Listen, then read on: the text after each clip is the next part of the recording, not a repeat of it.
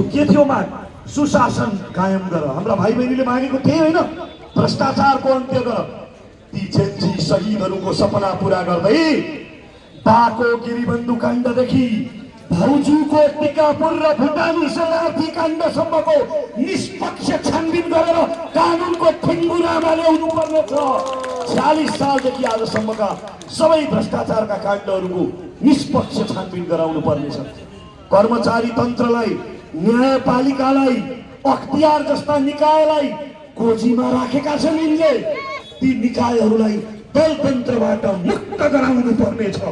यो देशको स्वाभिमानलाई, यो देशको शिरलाई सगरमाथा जस्तै उच्च बनाउनु पर्नेछ।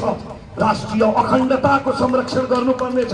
त्यसका लागि राष्ट्रलाई माया गर्ने राष्ट्रका सन्ततिहरू चाहिन्छ। संविधानमा पुनर्लेखन गर्नका लागि स्पष्ट बहुमत चाहिन्छ। स्पष्ट बहुमतले मात्र पुग्दैन, 2/3 चाहिन्छ र 2/3 का लागि आनन्द चाहिन्छ।